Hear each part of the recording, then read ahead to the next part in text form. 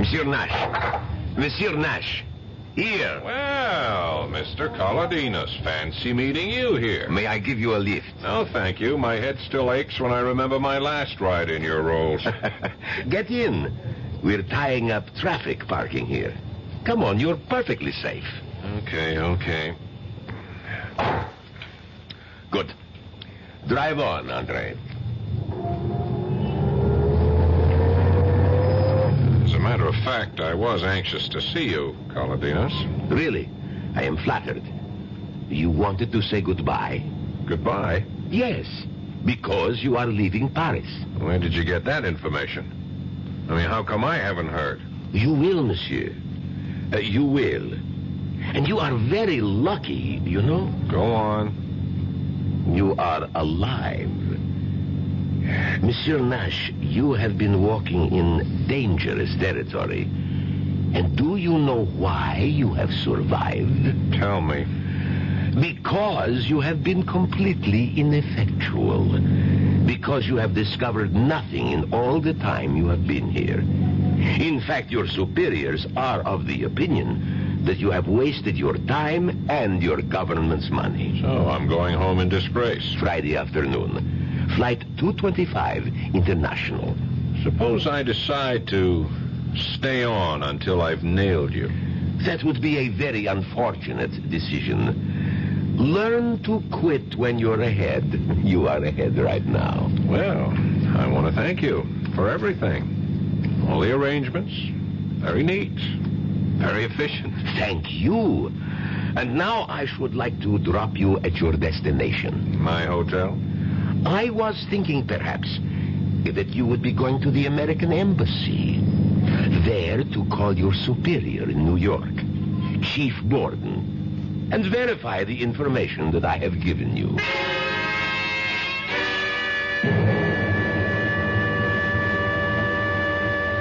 Borden here. Steve?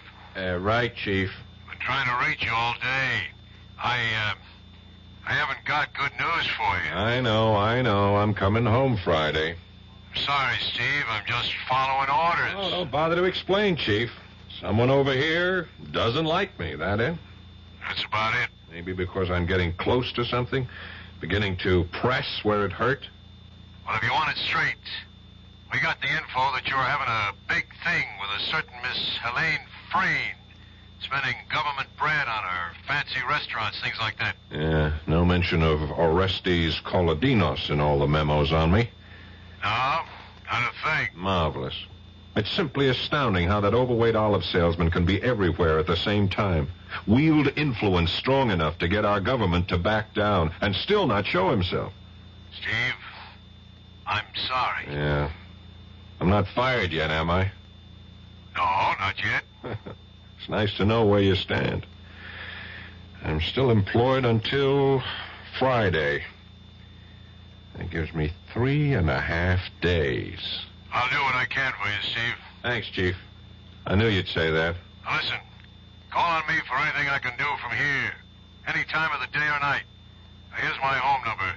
Don't hesitate to call. It's 415-3132. Hang on. I haven't got a pencil or a paper handy. Oh, just remember the name McCauley. M-C-H-O-L-L-Y. That's how I remember all telephone numbers. I convert them to names. Oh, you use the letters on the telephone dial instead of the numbers? Yeah, it's an old trick. You remember, Steve? Can't forget. Macaulay. Okay, good luck, Steve.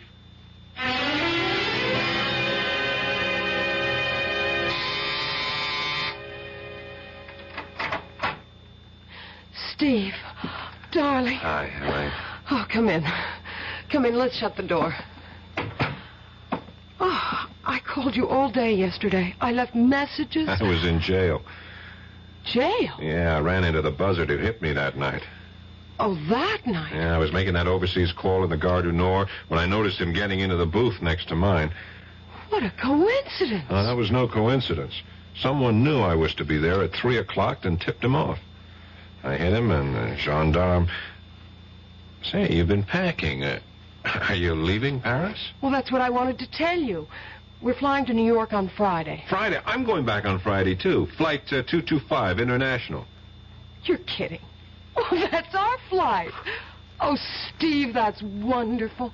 Oh, we'll have 6 whole hours together. Speaking of coincidence. I'm beginning to wonder if it is really that, or if someone isn't programming my whole life to suit his own wishes. I don't understand you. I'm just talking to myself. You're going to be a wee bit overweight, Helene. All these boxes and packing crates, are they going with you? Oh, heavens, no. We'll just carry suitcases. This'll all be sent by freighter. Oh, I see. Ship via SS Andreas Bordeaux. Is that a French ship, Helene? I wouldn't know. Harrington made all the arrangements. Oh, speaking of your brother, how's his little swindle going?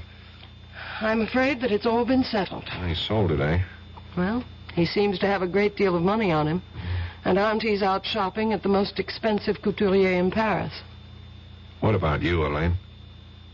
I couldn't do it, Steve. Couldn't turn them in. Oh, the whole thing's a mess. I feel helpless. Well, take heart. They may get caught yet. Wait till they try to collect money. Oh, Phyllis. Oh, I am exhausted, utterly exhausted.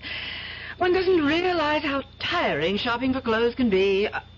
Oh, hello. You're Mr. Nash, Mrs. Starrow. Oh, of course. Nash, Philip Nash. Now, where did we meet, young man? Right here, Phyllis. Not more than 10 days ago. And his name is Stephen, not Philip. Oh, yes. And? And he's the man I'm going to marry. If you'll have me. Will you, Steve? Will I? Darling, I thought you'd never ask.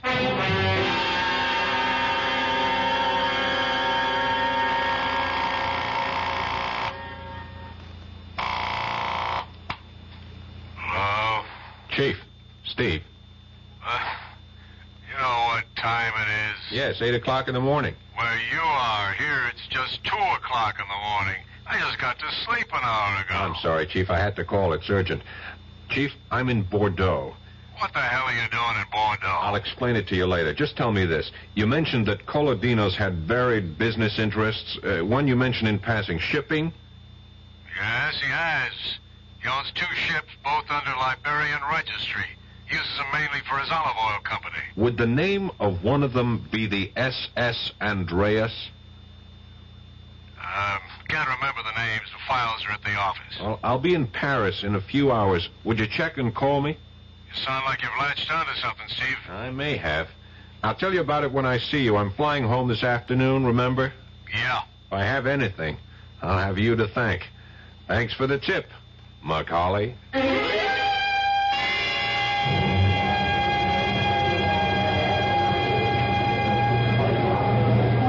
I can't understand. I distinctly remember ordering all 3 tickets for first class.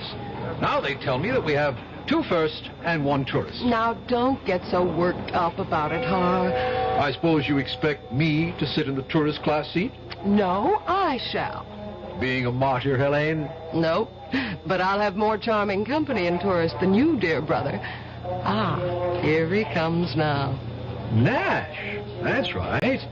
Phyllis said he'd be on this flight. Steve, over here. I'm sorry I'm a little late. I had to wait for a call from New York. Hello, Harrington. Hello. Please excuse me. I've got to find Phyllis. She's buying perfume in the duty-free shops. She'll never know what time it is. Don't be too long. They'll be calling our flight any minute. Oh, Steve, I missed you. Where have you been for the last 2 days? Oh, a few things to wrap up before I left Paris. I wanted to take a look at a little more of the country. I may not be back for years, if ever. Well, why didn't you tell me? I'd have gone with you. Mademoiselle, monsieur? Oh, Inspector Boivin. Come to see us off, monsieur? Not exactly. Mademoiselle, Madame Starrow and Monsieur Harrington Frayne should also be present. They are here? They're here, Monsieur Boivin. My aunt is doing some last-minute shopping. Oh, here they are. Oh, I've had the most glorious time, Helene. Oh, Miss Nash and Monsieur Boivin.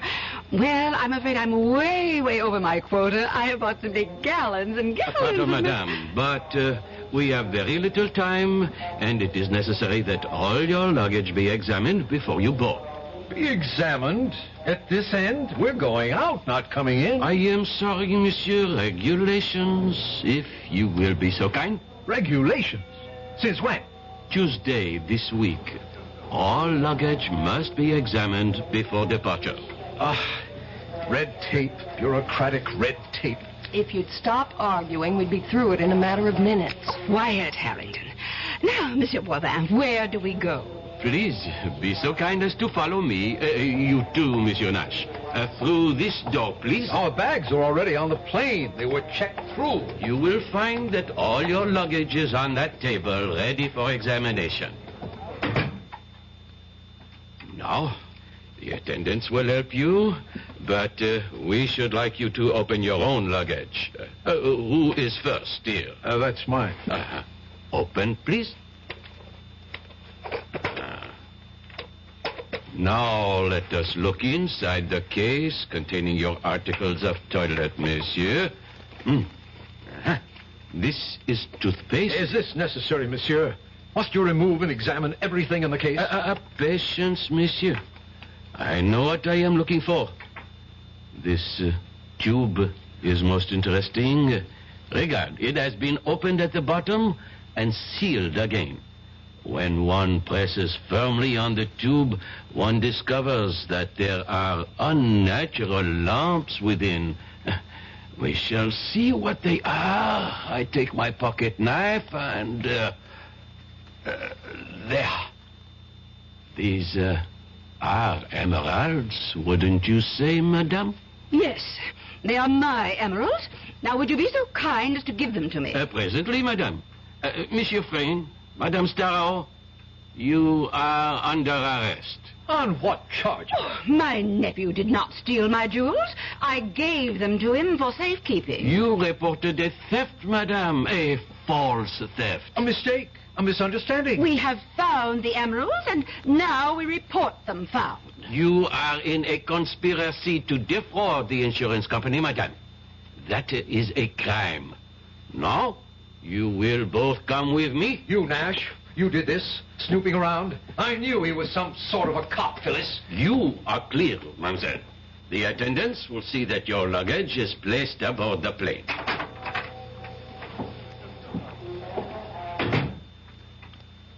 So you finally decided to do it, eh, Elaine?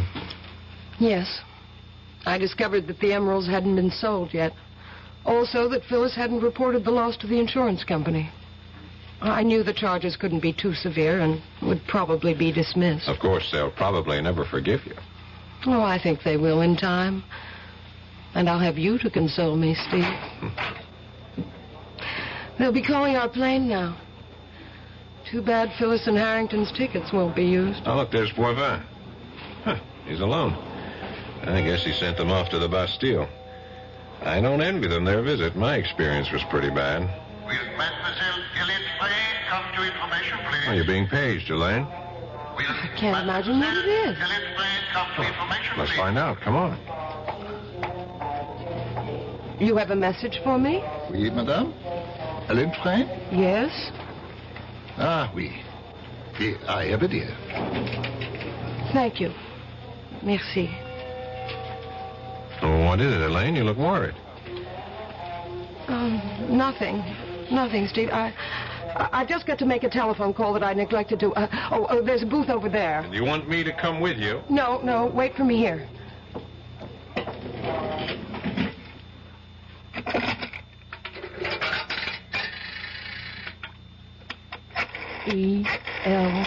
ELMOREY.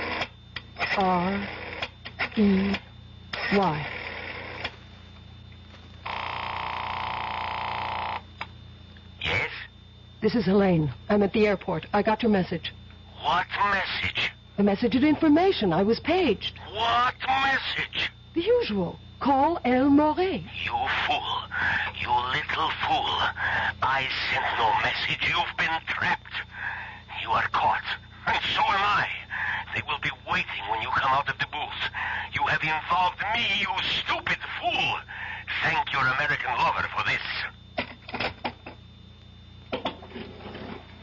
You are under arrest, mademoiselle. Would you be so kind as to accompany me? Yes. Monsieur Nash, I leave the prisoner in your custody. Your plane is already boarding. You do not have much time. Thanks, Inspector. Steve, Don't cry. It can't change matters. Steve, I won't try to defend myself. You were planted on the plane I came over on, weren't you? Yes. This whole business of the stolen emerald was a diversionary move, eh? Harrington and Phyllis would be caught and the police satisfied with the capture. This would allow you to slip through. Yes. It's true. It's all true. We were the clearinghouse. The crates we sent to Bordeaux. I know. Narcotics. The ship SS Andreas belongs to Colodinas. I checked it out. Sailed yesterday for New York. 12 gallon tins in the cargo contain heroin, not olive oil. They'll be found when the ship docks in New York. I've wired ahead. I'm sure you have. So this has all been a performance. A charming charade to throw dust in my eyes. No, that isn't entirely true. Come on, Elaine. It started that way, I admit. Please believe me. I love you. Mademoiselle? Yes, I'm ready. Goodbye, Stephen.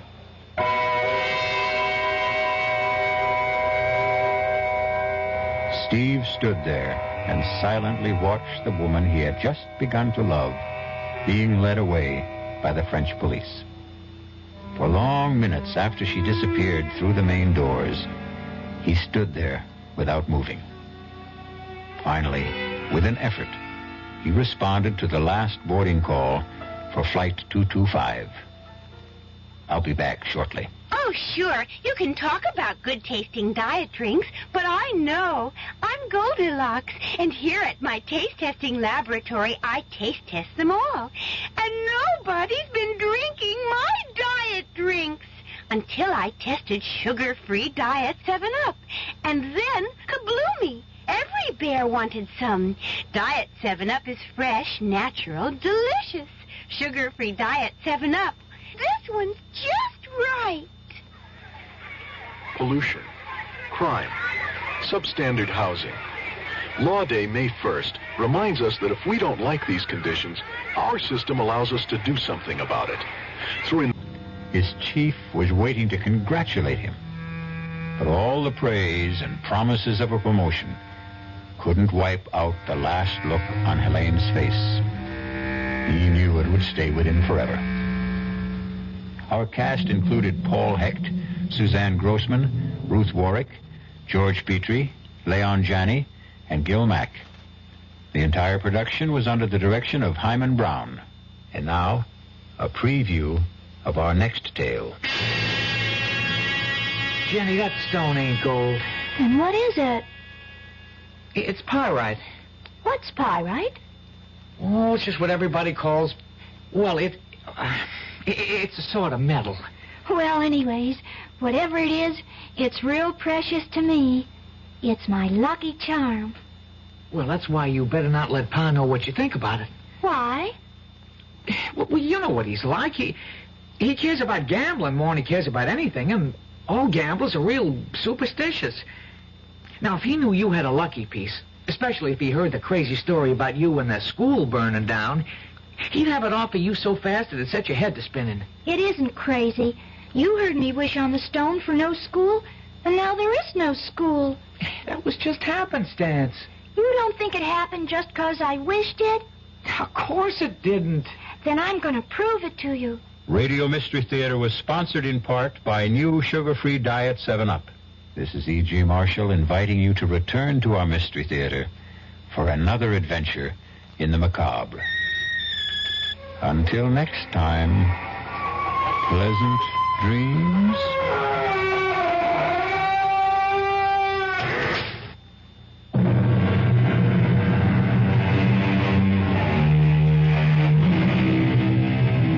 WDAF, Kansas City. RLD. The CBS Radio Mystery Theater presents...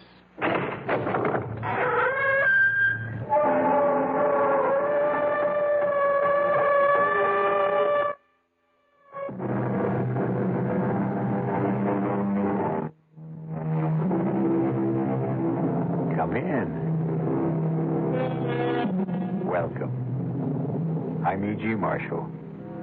Welcome to the sounds of suspense, to the fear you can hear. Relax and listen to the strange tale of a strange man, though no more strange than anyone who has suffered what you might call a mutilation of the soul. And who of us has not, at one time or another, suffered such a mutilation? What means did we use to restore ourselves? How quickly did we recover? How well did we heal? The answers vary even as we vary. One man's answers are revealed, we trust, in the story which follows. I'm cold. So am I. It's the darkness I mind the most. Not to be able to see you. Oh, touch me. That would help. My God, where are you? Right here. Right here. I can't find you. Keep talking. Keep talking. Oh, here. I can't. Oh, here you are. Oh, darling, don't let go. Never. Oh, never.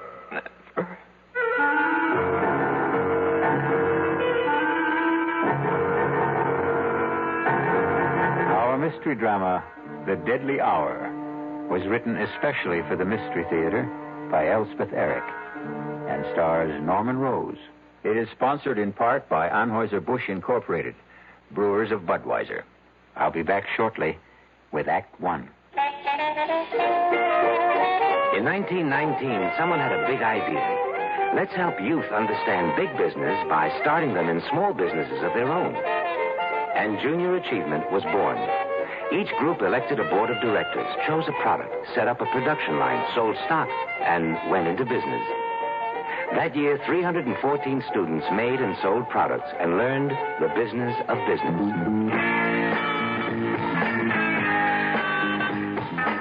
Today, Junior Achievement has grown to nearly 200,000 members. Junior Achievers are designing and marketing their own products and services, from cutting boards to printing. They're organizing sales efforts, writing marketing plans, calculating profit and loss. Running these small businesses helps Junior Achievers understand how big business works. Support Junior Achievement, where youth learns the business of business. Call your local Junior Achievement office. Hello. Hello, Mrs. Ken Driggs of Salt Lake City, Utah? Yes? Mrs. Driggs, my name is Ted Brown, and I'm calling for Campbell Soup. And we're calling ladies in the Salt Lake City area asking if they'd like to sing the Campbell Soup jingle. Come on, you're kidding. No, honest, I'm not. And if you sing the Campbell Soup jingle for me, why, I'd love to send you a case of Campbell's tomato soup. All right, but if I sing it and you don't send it, I'll be awfully disappointed. Well, you just sing it and you see. Okay, goes, good, good. That's what Campbell soups are, good. That was just marvelous, really. And we're going to send you a case of Campbell's tomato soup. You're kidding. I'm not kidding. How cold does it get in Salt Lake City, by the way? Below zero sometimes. But if you like skiing, you don't mind. Uh-huh. When it does get cold, good hot Campbell soup warms you up. Yeah, that's right. Now, you enjoy yourself, you hear? All right. Bye-bye. Bye. The preceding recorded message was selected from random phone calls.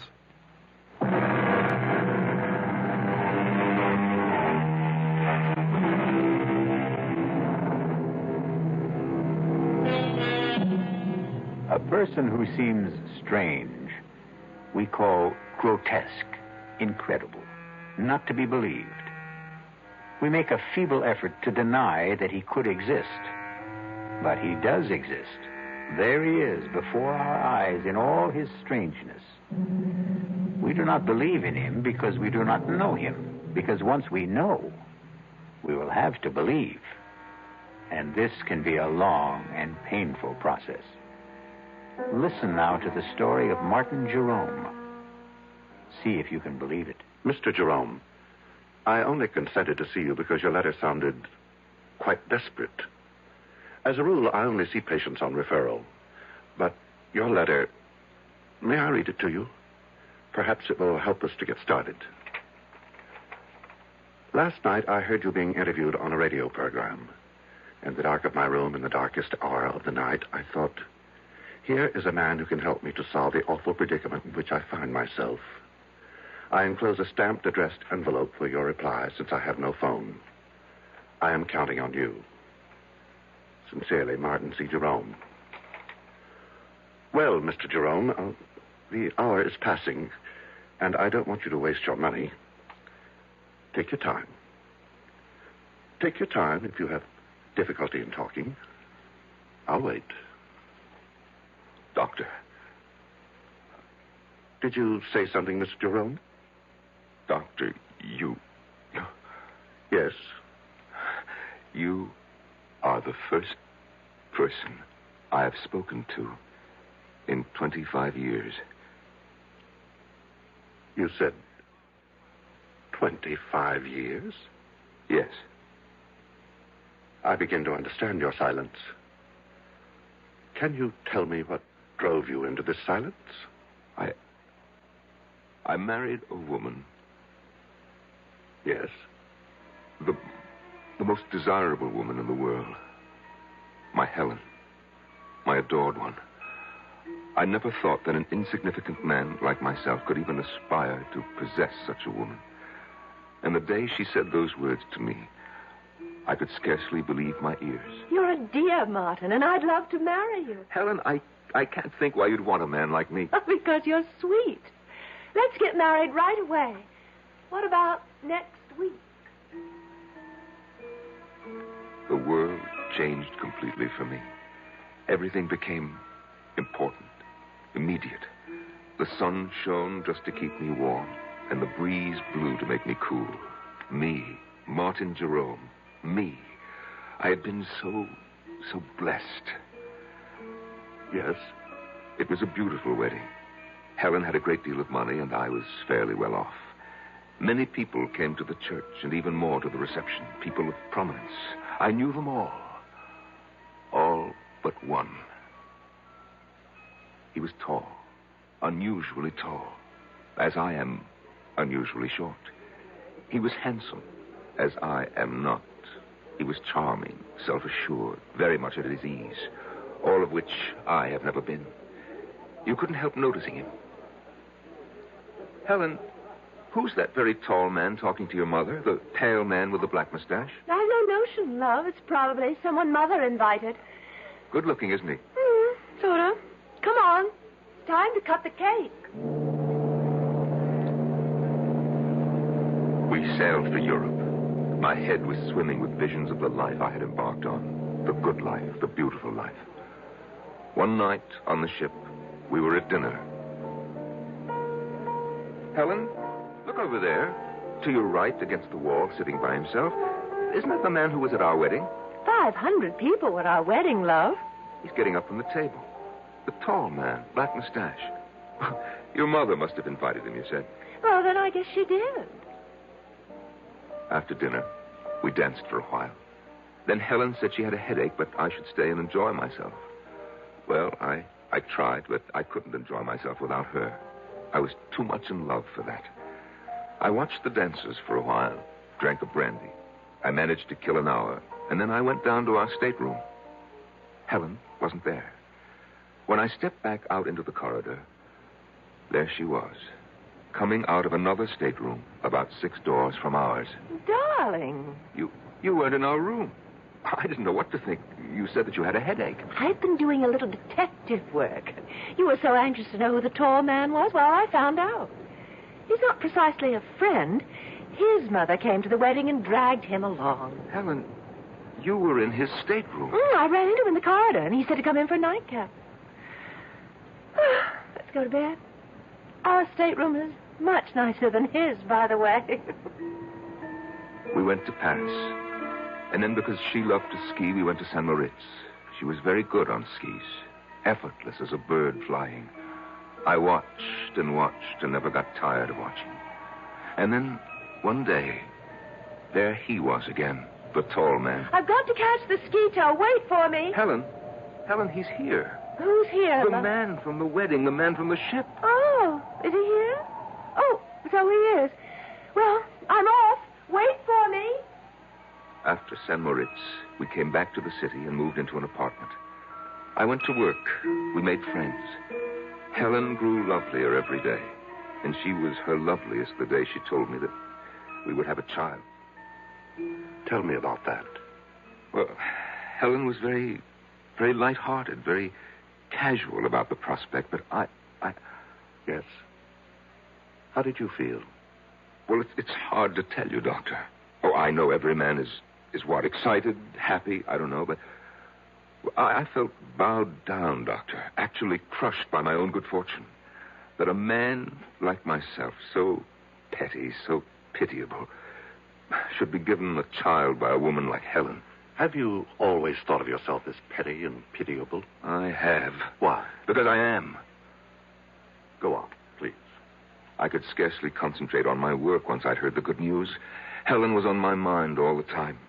And one day, I suddenly couldn't bear being in the office, couldn't bear being anywhere except where she was. And I rushed home. I suppose you know what I found. I think you'd best tell me. I hurried to the bedroom, looking for her. I burst through the door, and in the bed, our bed, there he was. The man from the wedding. From the wedding, from the ship, from the ski tow. He looked at me, standing in the doorway. He said not a word, but his red lips smiled. And then the bathroom door opened, and Helen took a step into the room. Helen, all scrubbed and fragrant. She was wearing something pink. I think it was made of lace. And Doctor, she smiled too. While I stood in the doorway, she smiled. And then she said, "Well, love, now you know." And the world rocked, and I felt as though I had died, but I hadn't. I was still standing there. Doctor, I've never told what I just told you to anyone before. Not to anyone? No. It wasn't simply grief that I felt. It was my pride that had been destroyed. My marriage to Helen had built up a sort of pride.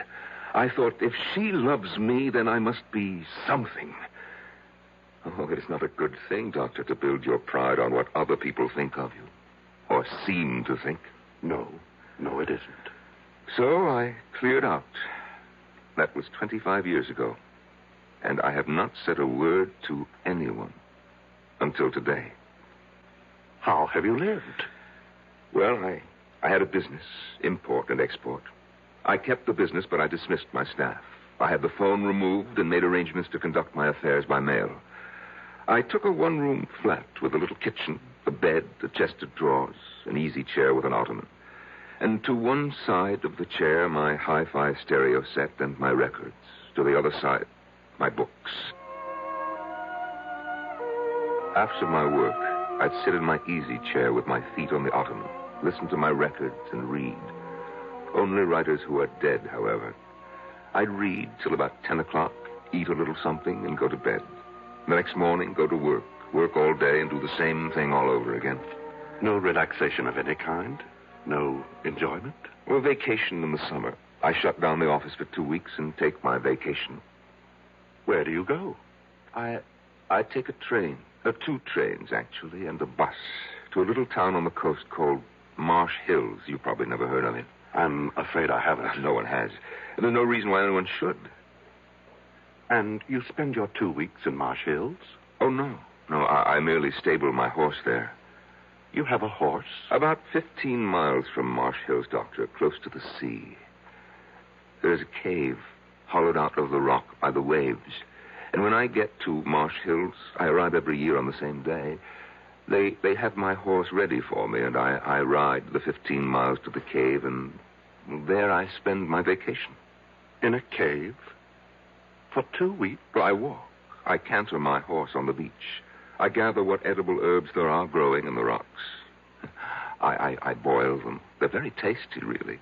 And at the end of 2 weeks, I return my horse to the stable and take my bus and the 2 trains back to the city. And you've lived this way for 25 years? Oh, yes.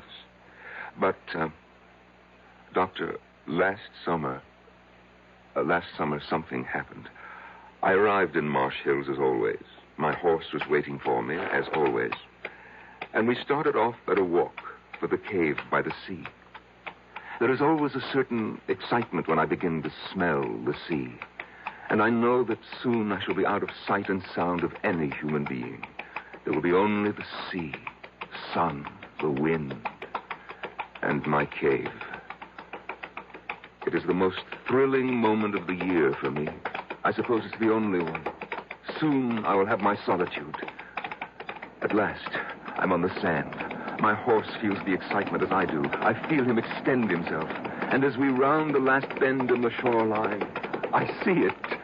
I see it, my cave, my refuge. But last summer, yes, I pulled my horse up at the entrance to the cave. I sat listening to the rhythms of the ocean. And then, all at once, I heard a sound. A sound that I'd never heard before in that deserted spot. And the sound, Doctor, was coming from inside my cave. Never had I felt such anger. I was faint with hatred. I dismounted and I crept to the side of the cave where I knew it sloped to the ground. Quietly climbed to the roof. I found a tiny chink in the stone, no more than 1/8 of an inch wide. I put my ear to it. Beneath me, I heard laughter. Laughter and tender words and all the sticky, silly sounds that lovers make. Are you my girl? Oh, so much your girl. How much? This much. I can't hardly see how much is this much. It's too dark in this place. Then come here. Oh, darling, darling love. They were kissing. They were using my sacred sanctuary for lovemaking. I almost fell from the roof of the cave. I struggled to stay where I was, and my feet dislodged a shower of stones. What was that? Sounds like a rock slide. Yes, some rocks in front of the entrance. Lots of them. Hey, maybe we better move them. Oh, we can still get out. Let's stay a little longer. I love this place. All right. I climbed down. My brain was on fire. My whole body was on fire. I had never felt such hatred as I felt then. Not since... Well, Doctor, you know when, I've told you. I took hold of a big boulder. Yes, these skinny arms went round it. This puny body pushed and shoved till it stood against the mouth of the cave, was tight against the mouth of the cave. I heard the voices of the lovers, fainter now from inside. George, it's really